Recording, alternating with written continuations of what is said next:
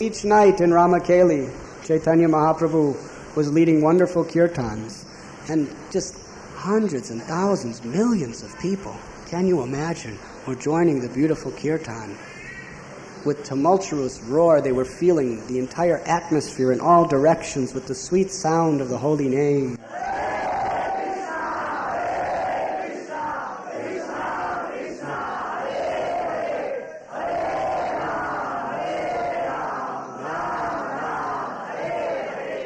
It was during this visit that Chaitanya Mahaprabhu faced toward the direction of the village of Keturi. And there, with a loud voice and tears in his eyes, his body trembling in ecstatic love, he began to call out the name, Narottam, Narottam, Narottam, Narottam, Narottam, Narottam. And he was enraptured in such transformations of love that his devotees were struck with wonder. They could understand that soon a great personality named Narottam would be born in that village. Lord Chaitanya Mahaprabhu, the next morning, he bathed in the river Padma. And when he bathed in the river, his own prema, his own love for Krishna, he deposited in that river. In fact, the presiding deity, the goddess of the river Padma, came forward to offer her prayers and obeisances to Lord Sri Chaitanya Mahaprabhu. And he told her that when my eternal associate and devotee Narottam comes to bathe in your waters, you deliver to him this pure prema that I am depositing with you. She asked, how will I know who is this Narottam? He said, just as when I have come in your waters, you have overflooded with love of God, similarly the same thing will take place when he bathes in your waters. Then he turned to Lord Nityananda Prabhu, who is none other than Balaram himself, who has come to assist the Lord in his pastimes. He said, Nityananda Prabhu, you are the original spiritual master. You are the one who bring an aspiring devotee to the lotus feet by which they can achieve love of Krishna. At the proper time in his life, you bring Narottam to take bath in this river.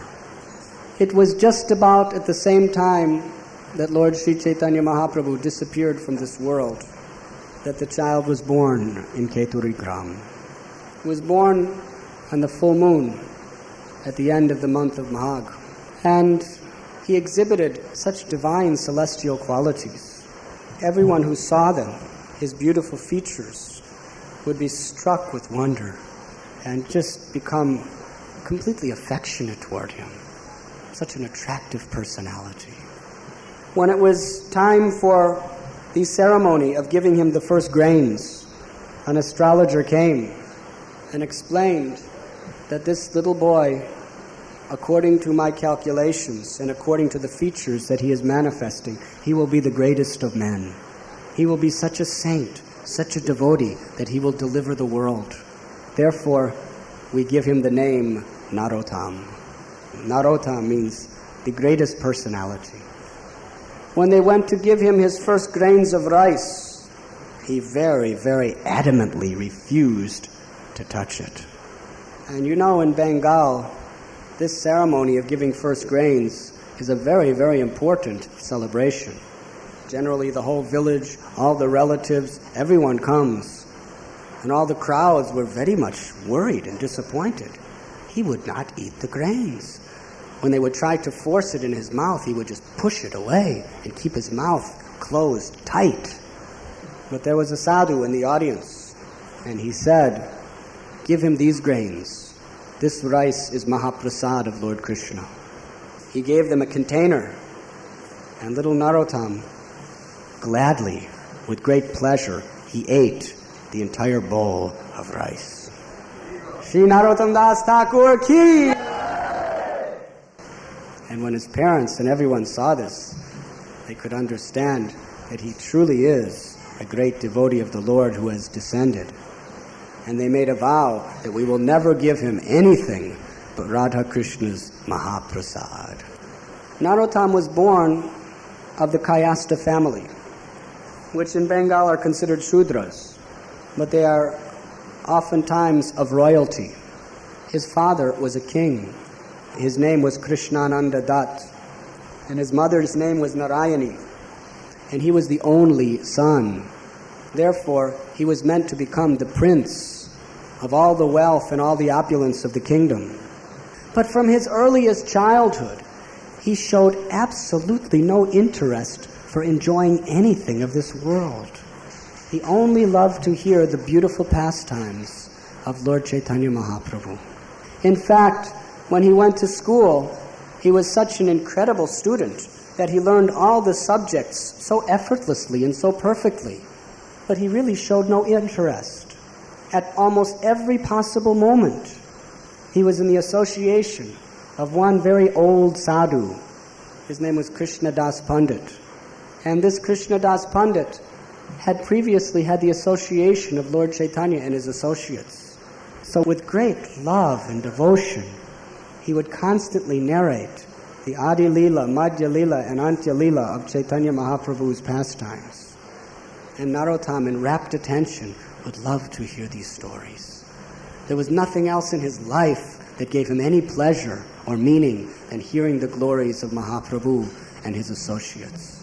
And when he would hear the narrations of the various devotees of the Lord, like Nityananda Prabhu and Gadadhar Pandit and Advaita Acharya, Haridas Thakur, Shuklambar Brahmachari, Gangadas Pandit, Murari Gupta, Jagadananda Damodar Pandit, he would just become so ecstatic in separation, wanting to meet these great souls. And then he heard the wonderful story of the birth of Srinivasa Acharya and what type of love of God he exhibited. And he knew that this person is still living. And he would cry out, when will that day be when I can have the association of Srinivas? When will that day be? He was always longing for the association of the devotees and longing to hear the glories of the Lord. Actually, his parents, they were becoming very worried that this son of ours, he's always hearing and chanting the glories of the Lord. We should get him married very fast, because once we get him married, then he'll be bound up. And then he will carry on the family dynasty, and he will become the next king. His father was thinking, I'm getting old, and he will give us great pleasure. But Narottam had no interest. He would spend his whole day just chanting the holy names.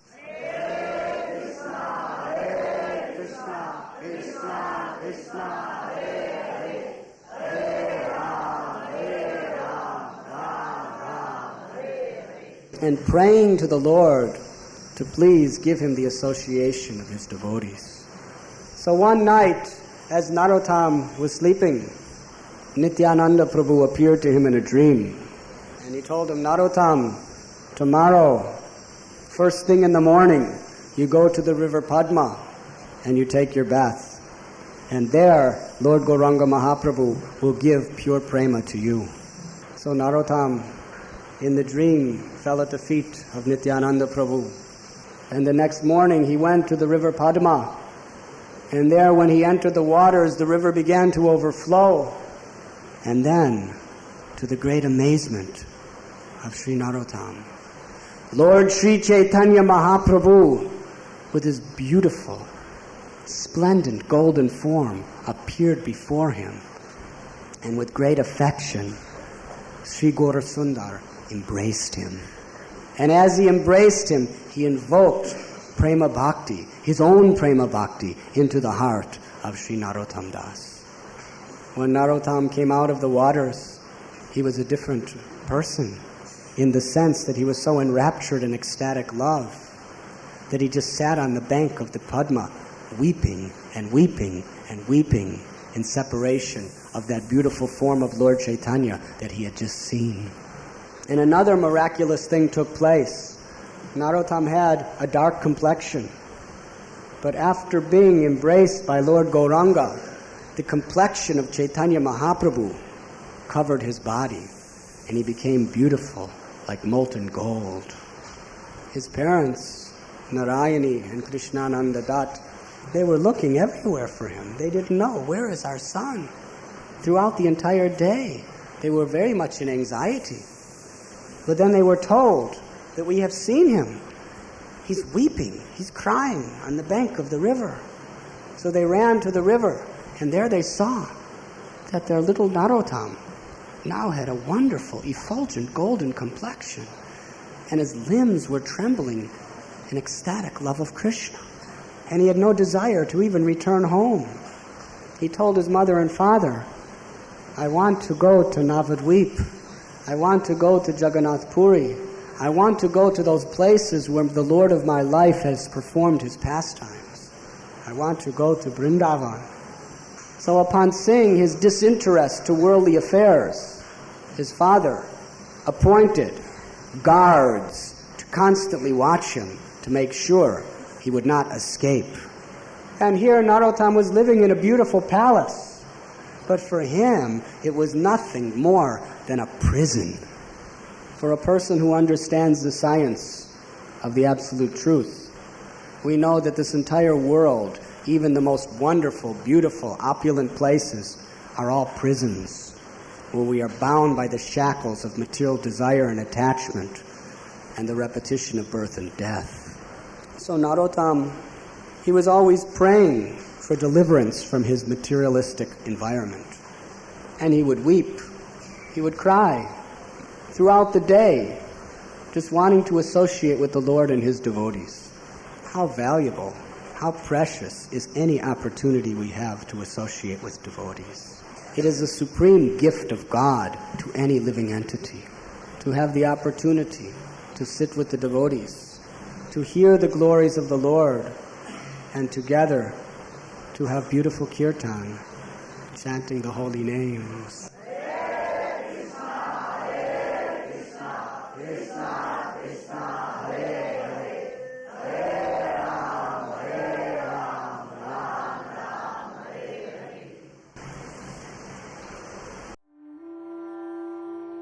You were listening to Radhanath Swami on devotionalnectar.com.